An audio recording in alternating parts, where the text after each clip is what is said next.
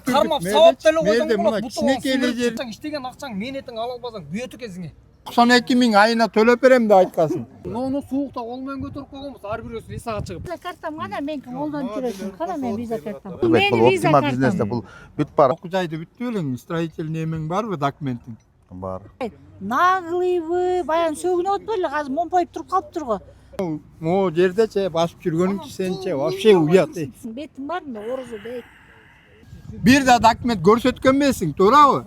Мисалы мен бир сом акча алган эмесмин да, лично ошол жердемин. 865 миң. Назар аке. Африс жеткен мошенник.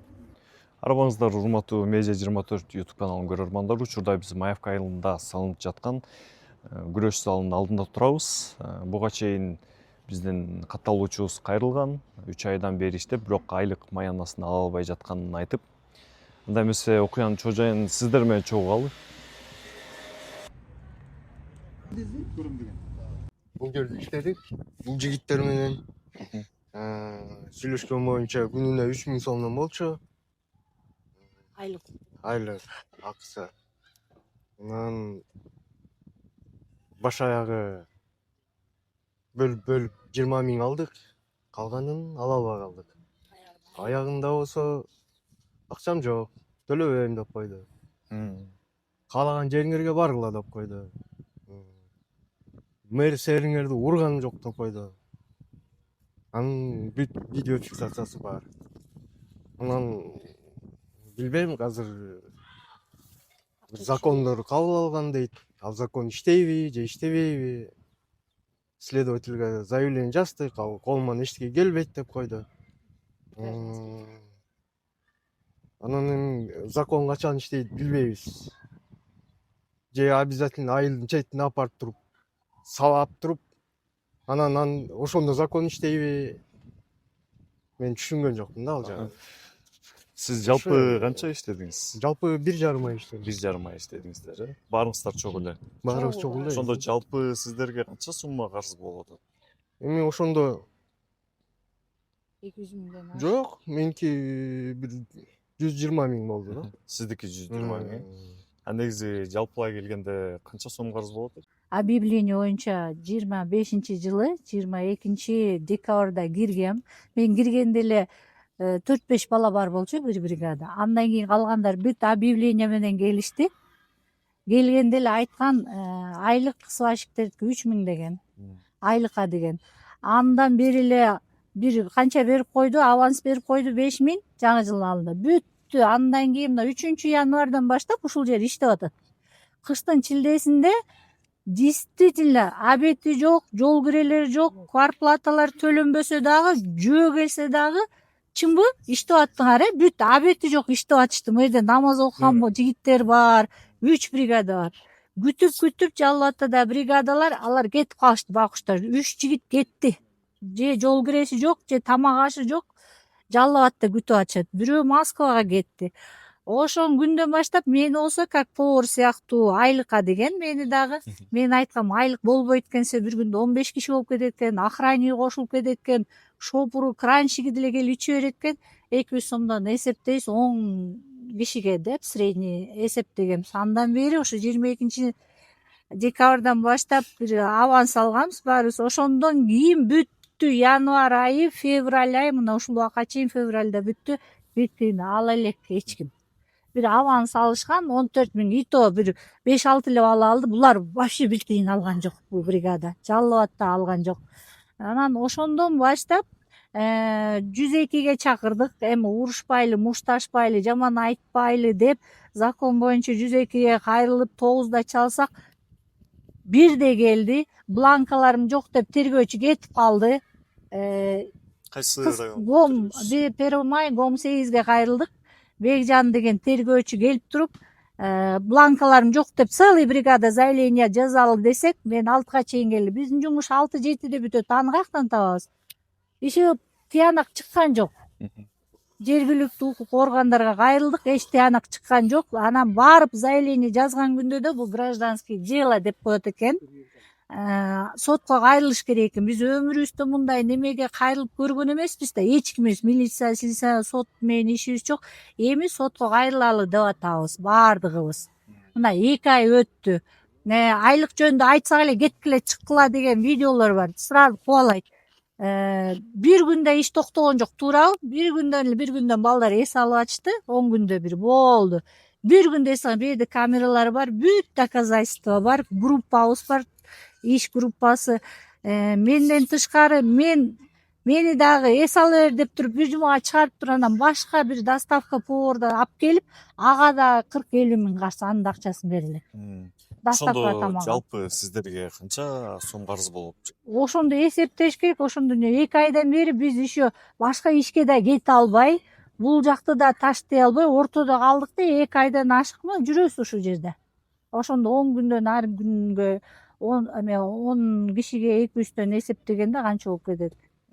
100 миңден тегерек да. Сиздер Бүт баары квартирада жашайт. Баардын квартирадан чыгарып атат. Айлык бербейт десек ишенбейт. Бул Эрназар Эргебаев деген субподрядчик. Биздин жармысы 5 киши официально, 10 кишиден ашык неофициально иштейт. Даже официально иштегендердин айлыгын бере элек. Даже бирөө колун кесип больницага жатып чыккан больничныйдер мисалы бере элек. Жалбатка кетип акш колун кестирип. Анан эмне кылабыз башка? Кандай арга кылабыз? Мушташкан болбойт. Закон боюнча кайрылсак, ошо сотко эле кайрылабыз, бирок ошо сотту да колдоп берсин. Бул жерден тендерди утуп алган кишиден 1 миллион 200 миң ашыгы менен акча алып, ал кишини кайтып бизге жамандап атты. Чынбы? Бербей атат. Бухгалтерия бербей атат. Мына бухгалтерияда отурам. Бүгүн пятница болуп калды. Понедельникке чейин иштей берле деп алдап, ушу 2 айдан бери иштетип келди. Биз да ошо ишенди. Көрсө, давно эле ашыгы менен 1 миллион 200дөй акча алып алыптыр. Анан эми калгандар мына жактардан сурагыла, чындап эле ошондой мына алдап келди. Ачка болсо да, жөө болсо да келип иштеп атышты бул балдар. Биз Эргебаев Эрназар байке менен, мырза менен кадр сыртында сүйлөшүп калдык, анан айтышты да жумушка ичип алып келишет, мас болуп Эч ким ичип алып келген эмес. Эч ким ичип келген эмес. Эч ким ичип келген эмес. Жок, андай болгон эмес. Жумуш да токтогон эмес. Ошого эмелери бар экен, эгер ошончолук айта турган болсо, доказательстволору бар экен. Андай болсо охранник бар да, ошолор чыгарып коймок да. Чорныйларга чалып мени коркутушту. Жок, андай болгон эмес. Жок, андай болгон эмес. Мен эч кандай чорный да жок. Чорныйларды салып мени коркутуп ошо. Жок, андай болгон эмес. Азыр чакырып туруп сурасаңыз. Чакырып туруп бетинен сурагыла да, ал айта Мен бербейт. айттым бул. Чорный эмес, белыйдан коркпойт отурган. Бул мен даже эч кимден коркпойм дейт. Мээриң коркпойт, бул адвокатым эле жиберип коем дейт да. Мээрилерди да урган жок деп видеосу жүрөт Адвокатым го. эле жиберип коем дейт. Ошондой эле. Эч кимден коркпойм деп атпайбы булчу? Эч кимден коркпойм. Мага демек любой кишиңи алып кел деп койду да. Жада калса мээриңди да урганым жок деп көрүп атасыздар го эмеде жүрөт. Мээриңерди да карабайм дейм. Эч кимдерди карабайм деп айтып. Мен силерге төлөбөйм, вообще төлөп да бербейм деп. Ал да видеолор бар. Негизинен бар. жумушка мас болуп келген эмессиздер. Жок, жок, болгон эмес андай. Эгер болсо анда бизге ошо видеолорун көрсөтсүн сиздерге. Ошо ичип келип алып мерде тамтаңда иштей албай жүрсөк анда бир жөн. Бул жакка негизи объемго алганбыз деди. Жок. Жок, объем эмес, бизде айлык алган. Ошону бир билип коюңуздар. Бизде айлык алган. Күн эмети объемго деп сүйлөшкөн эмес эч качан. Бизге 92 миң айына деп өзү айткан да. Ар бир айдын 15-inde 25 миң, 30 миңден аванс берем. Калган эмесин айлыгыңарды ар бир айдын 5-inde алып турасыңар деп. Абишет бергенде. Кишин мындай таң калдым да. Жаңы орношуп атканда, бул киши айтканда контора 15 миң деп айтты. Жок, 15 миң жетпейт. Азыр элдин баары квартирада жашайт. Тигиндей мындай мен 25 миңден берем деп айт. 25 миң деп айттым. 25 миңден алып турасыңар деди да. 25 миң эмес. Аны көргөн жокпуз да биз. Аванс могул жерден жол кирет. Араң үйгө жетчүбүз да. Кайра келесиң. Кайра эле ошол историяда күнүгөчү. Надо бу даже обедсиз калчубуз могул жердечи. звонить этсең азыр бартам, саат 11-де звонить эте баштайсың, 12-де жок, 1-де жок, 2-де жок, 3-те жок, 4-те. Там өзүң ишсең иштиң, ишпесең жок. Ишенмесеңиздер мына өмөдөн сурагыла, мына биздин Повар. повардан. Үйүнөн тамак жасап алып келип бизге берип атат. Өзүнүн үйүнөн. Акча бербейт буга. Өзүңүздөр деле ойлонсоңуздар, бул деле мисалы үчүн кандай эмеси акча бербесе, үйүнөн келип бизге тамак жасап берип Өзүнүн продуктусун 10 кишини чилдеде, кыштын чилдесинде иштеп алсын, квартплатасын төлөп алсын деп адамгерчилик болот да, чынбы? Айлык бербесе да иштери жүрө берсе, соттошсок да алабыз акчабызды деген мааниде иштеп аттык. Бир күндө токтогон жок, ошон үчүн шүгүр. Макарон жесек дагы видеосун хозяинге көргөзөм да, баягы квартирада турат. Барып, монда болуп атат десем, дейт. Бул проблемаңды өзүң эле чөнтөгүңө салып койчу деди да. эч ким Өзүмдүн ишенбейт. проблемамды толтурайын, еще свои проблемы мне грузить депчи. Бул Ал болбойт. бул мошенник болуп аткан себеби башында как-то айлык деп сүйлөшкөн, баарыбыз мен айлык деп сүйлөшүп туруп, айлык 2 ай бербей калганда объем деп туруп тээп койду да. Ушундай мошенник да, действительно конченый мошенник болуп атпайбы бул? жумуш бүтөрдө какой-то Эми бүттүргүлө анан кийин акча бересиз, Сине анда да калганда бербейсиз. бир досун ээрчитип келди.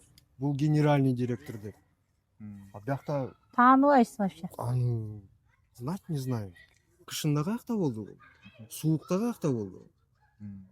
Анан кийин баары бүткөндөн кийин келип алып, мен генеральный директормун, давай чык кыла деп атат да. Чыгып пакистандыктарды алды, өзүнүн классташтарын жумушка алды.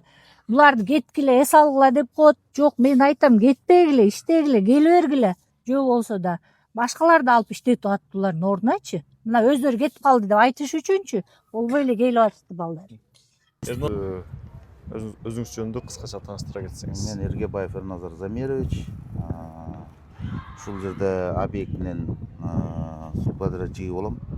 Бул жерден действительно бул айткандарга мен жооп катары документалдуу түрдө жооп кайтарайын. Азыр башынан баштасак, бул жакка сиз мэрия тендер жарыялады. Аны сиздер утуп алдыңыздар, анан жумуш баштадыңыздарбы же кандай болду?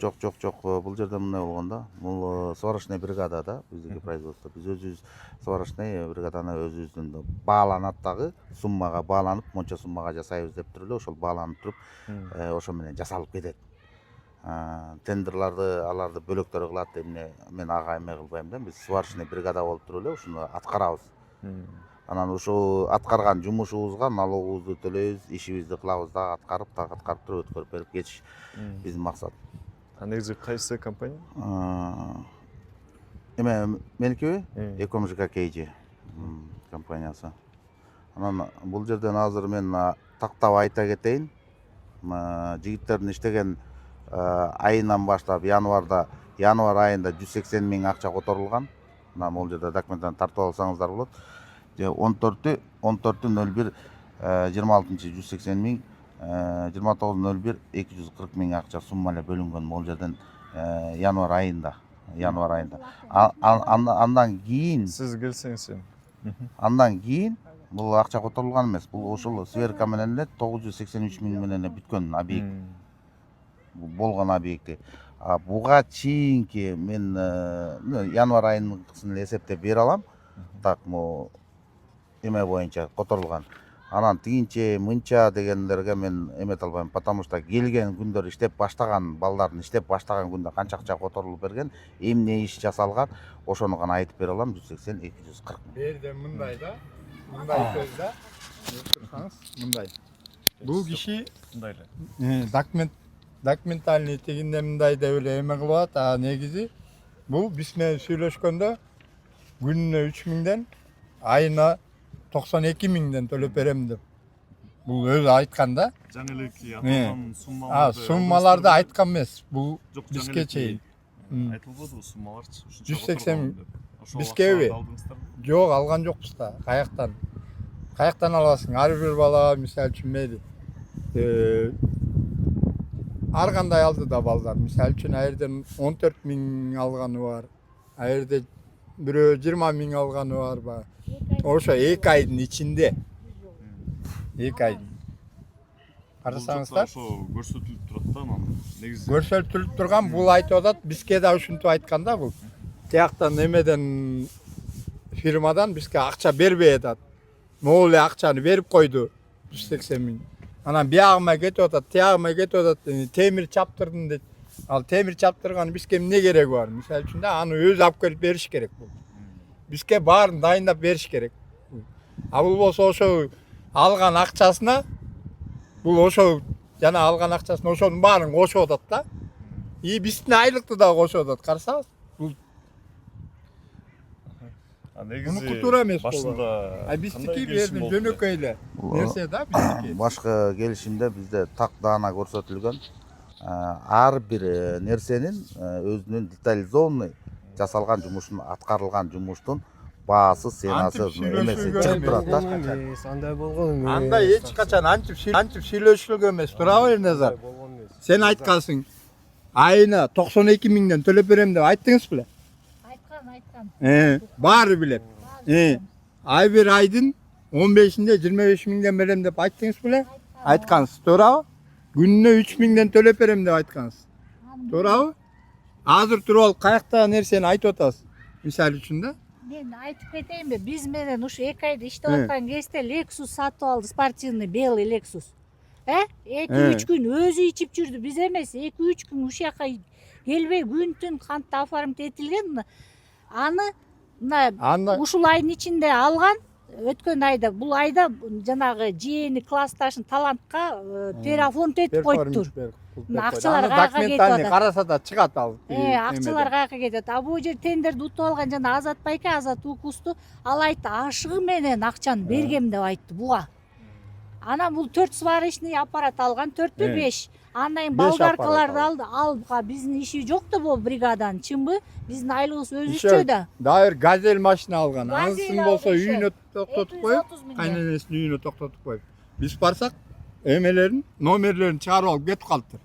Көрдүңүзбү? 230 миңге алган. Топ эме кылбаш үчүн. Ошол 1 миң. Эмеден качыш үчүн да. Өзүнө оформление. Сапарбек деген бизде дайыр бала бар. Жалап аттык. Ошондо азыр документтери бир. 2 машина алды. Газель 230 миңге. Анан жана Lexus'tu 800 миң деп жүрөт дейт. Ошондо 1 миллион чыгып атпайбы уже ашыгы менен. Ишо сваркалар бар. Мынакей орозо күнү мынакей таксирлар турат, башкалар турабыз. Жети область, Дубанын адамдары турабыз. Биз эмнеге калп айтабыз? Сварканында саткан киши балдар келип берден кыйкырышып кетишкен берден. Алардын да акчасын бербептир. Аларды да чыгат. Ал да видеолор бар баары. Сизде тастыктай аласызбы ошол которулган акчаларды? Которулган акчалардын баардыгын детально мен көрсөтүп, тактап, кайсыл сумма каяка кеткен мен сиздерге бүт барын кагаздардын баарын берем. Канча кимге канча акча которулган алардын кагаздарын да берем. Выписканы да чыгарып бере алам. Тастыктапчы. Бул жерден эч кандай баягы жала жаап жана мынча сумма деп атпайм. Мен бир эле примерди айтайын. Өзү бааланган сумма 983 миң суммага бааланып жасалып атат. Булардын айлыкты сиз эмне үчүн бизге обещать этип, жөндөн обещать этип берип атыптырсыздар да, күнүнө 3 миңден төлөп берем деп. Анда бизди алдап аткан болуп атпайсыңар силер. Мошенник болуп атпайсыңар. Туурабы? Токтош керек болчу да, айлыгы жетпесе туурабы, айлык бербесе. Анда иштетпей коюш керек болчу бул. Иштетип мына до конца бүтүрүп атат, до сих пор бүтүрүп атат. Анда токтотуп коюш керек болчу бул жумушту. Январдын башында эле, туурабы? Но иштеп аткан балдар да ал элек, ушу декабрдан бери иштеп аткан балдар да элек. Бир нерсени көрсөтүп коеюн, договордо сварочная работа, установка металлоконструкции борцового зала 1 килограмм металлоконструкции с грунтовкой и покровской составляет 25 сомов всем налогами деп турат. Кутулуп атат да. Бул жерден договорлор бар. 14 миңден алса, мисалы мен 1 сом акча алган эмесмин да, лично ошол жерде мен ушул жерде иштедик кышында чоң элечи. Мен 20 күндө иштедим да. 1 сом акча алган жокмун личночи. Анан бу жерде балдар айтыптыр, сен акча алып алып тааныштырбайсың, жакшы тааныштырбайсың, сен алып алсың дегенден 2 жолу келдим, 2-чи жолу келишим. Азыр башка жакта иштеп атам, иншалла Алланын жардамы менен. Ушул жердечи мен кулайчылык айтайын, 6-январь күнү келгем. 29-январь күнү кетип калдым мен бу жерденчи. Мен уже көз жетип калды, бияктан акча бербейм. Бізде эле башка. Ооба, уже кетем деп аткам да. Даже без выходной иштедик. Кар жаап атканда да иштедик да. Сверхурочный И. түндө иштеди. Саат 6га чейин деген 6:30, 7ге чейин иштеп аттык. Ошол бизди даже мынау турбайбы, мынау балкалар. Мынау ортосундагы ребро жесткость. Бүт кол менен көтөргөнбүз ушулардычы. Эвакуатор көтөрөт. Муну суукта кол менен көтөрүп койгонбуз. Ар бирөөсү лисага чыгып. Бизди ошо Асан көтөрткөн ушулардычы. Асан өзү жок, ушу Асанга жолугайын деп келген менчи. Ушул мээнеттерди жок дегенде актап берип койбойсуңбу депчи. Уят, уят. Бул өзү Вообще, могу жердечи басып жүргөнүңчү сенчи вообще уят. Жоксуң сен. Жок болуш керек да. Үлүнө. Кийин мындай акчаң иштеген акчаң мээнетиң ала албасаң бүйөт экенсиң. Ооба. Туурабы? Канча жумушту Кармап сабап деле койсоң мына кичинекей эле жерин законго туура келбейт. болгону. Ан колуңардан келгенин кылып алат атат да. Мерең да керек урган да жок деп мына өзүңүздөр көрдүңүз. Адамдын мындай интрига кылып сүйрөп атат да. Менин сабазым урзун дегендей кылыпчы. Я буту колун сындырып койсо болот, жөн эле кармапчы бир жерге алып барып туруп. Андай кылбайбыз да, законго карап атабыз да. Акча өнүп калар, ушу закон өндүрүп берер депчи. Ошо арканына чейин мен төлөп бергем, булардын эме иши токтобосун депчи. Вообще билбеген мындай наглыйбы, баягы сөгүнүп атпай эле азыр момпайып туруп калыптыр го. Анан сөгүнүпкөн башкача да мунукучу, африст жеткен мошенник. Бул айылында да эмне кылып жүргөн бир Кудай өзү билет. Мына Жылуу булак көлдө түп деген айылынан экен. Кимге ишенип мынчалык мээнетти жеп атасың? Бетиң бармы? Орозо бет. неме? Гилейп, анын көрсөтпөйлү кой, аны көргөн жокпуз Аны биз. барып Мен виза картамды колдонуп жүрөт Бакай банк. Мынакей. Не колдонуп жүрөсүң? Баягыда могу жерден Кайда балдарга акча, тамекисин акча калбай алып, мен виза картамды бергем, ошойдон алып алып бербей колдонуп жүрөт. Кийин эстедим мен. Бакай банк виза картам ушунда. Чыгар Мынакей. чөнтөгүңдү. Ошондо сиз жалпы канча акча котордуңуз? Жумушчуларга. Жалпы акчанын суммасын азыр которгон сумманы айтып берем. Жалпы которулган сумманы. Бул жерге жазып койдум элем. 865 миң. Назар аке. Мен ар ким менен талашкым да келбейт. Монтип урушуп мушташып, чекелешип эметким да келбейт да басында. Муланда Ошол сот ишине өтүп кетсе, акча берип койгон же сот ишине өтүп кетсе, ошол жерден сот тастыктап чечет да. Ошондой болуп атат. Анан сот кандай тастыктап чечсе, мен ошонун негизинде гана иш алып барам да. Башка мен сөз эч нерсе айта албайм. Эми кароолоолор боло берет, ар кандай кароолоолор боло берет, ар кандай сөздөр боло берет. Сиз эмне себептен мени каралап атат деп ойлойсуз анда? Эмне себептен сизди каралап жатышат анда? Нем жалпы мындай кандай десем, баягы ичкүчүлүк болот, ар кимде ар кандай болот. Интрига болот. Ошондой менен ошонун негизинде бирөөсү нааразы болот, баягы жүргөн күнүн эсептеп калат. Ушундай да ар кандай да.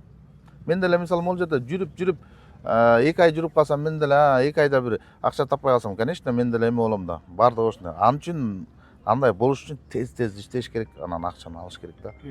Бир нерсени бир нерсе чоюлбаш керек да.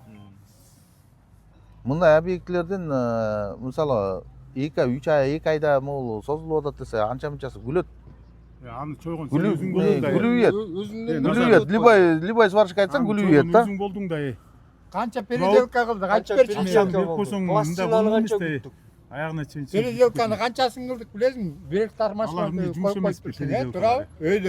Кайда мындай Могу стойкалар, могу 3-4 стойка могу Оор тескери кылып тескери коюп туурабы? Бүт канча эмелер бар. Эгер тартсаңыз, жүрбөдүң, көрбөдүң. көрсөтүп доказывать этип беребиз тигинекей. Тетигилерин карасаңыз мына. Ошону доказать. Өйдө жакка туруш керек болчу, көрдүңүзбү? Кайсы столовый? Муну өйдө жакка кылбай, муну мындайынан койбой, мындайынан коюп койсун. Атигилердин баарын биз переделка кылып чыктык, көрдүңүзбү? Канча пластина койдук.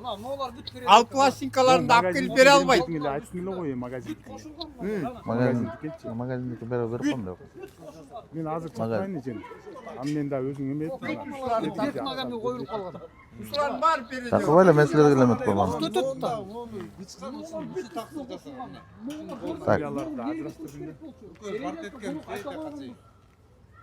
Жумушка кирбей переделкада бир убакыт өтөт да. Ишем олардын баарын кол менен көтөрүп койдук. Моунун баарын Болду. ручной Мен айткым келет да, бул кишиге мындай авион бербегиле. Бул чиркөөчтү окуган билбейт. Бул гадайт этет, мындай же тигиндейби депчи. коел моуларды чыгара албай койду да. Могул баарын рабочий балдар чыгарып. Чыгара албай могу жигит чыгарып анан кийин Просто ушун коюлду. Чынын айтканда. дальнейший бул дагы бир тендер мендерге катышат да, абал агыла да ушу жигиттенчи. Билбейт бул чиркөөчтү окуган билбейт. Всё. Отчо этиштер.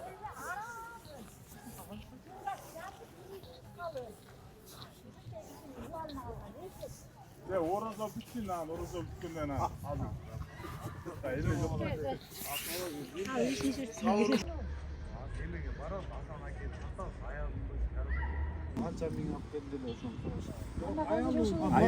Алган жок болду.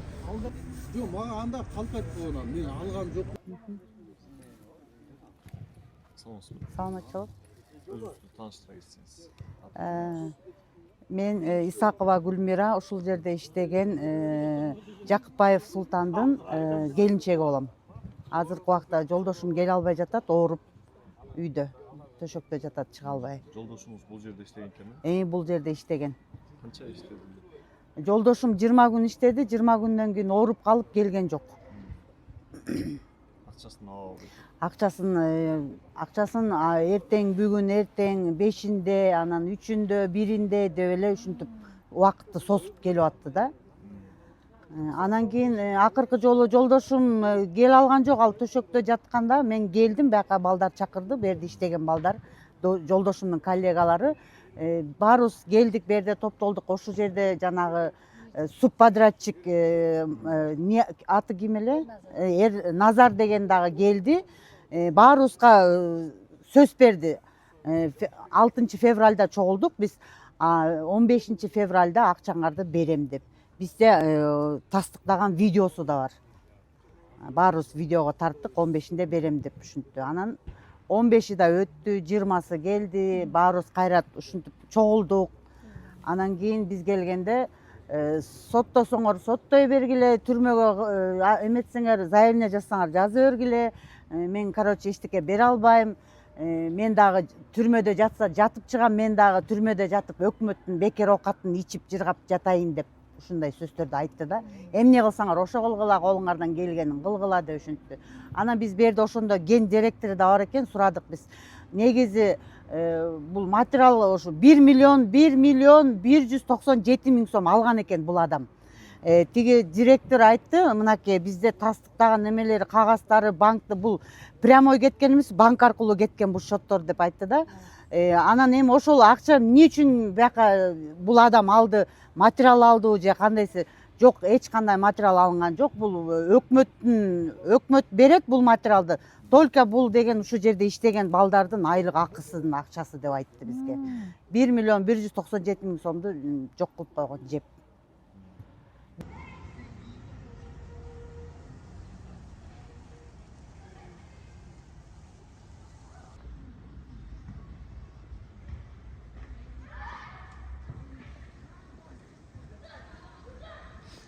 Могул турганда да балдар кол менен көтөргөн. Мен көргөн жокмун, бирок балдар кол менен көтөрүп койгон. Мугадан эме иштеш керек. Кран, манипулятор иштеш керек да. Бизди, короче, эшектей кылып эле иштетип туруп, анан алдап жүрдү. Акчаңарды мына 5-inde, 6-сында ызычуу болгон бу жерде. Балдар ызычуу чыгарган акчаны бербейсиң деп. Алдап 15-inde видеосунан бери бар. 15-inde жерден чукусам дагы фирманы күнөөлөп койгон да, бул фирманы. Фирманы күнөөлөп фирма акчаны бербей атат деп. Биз фирмадан акчаны ала албай жүргөнгөндө биз кыштын эмесине карабай деле эметип туруп, анан бир күн зам директор менен директор келип турчу, күнүгө келип. Биздин иштеп атканыбызды көрчү да. Видео камералар да бар. Көрчү, эчтеке унчукпай эле кетчү. Анан бир күнү балдар менен сүйлөшүп туруп, кел сурайлычы деп сурасак, акчаны давно ашыгы менен алып койгон дейт.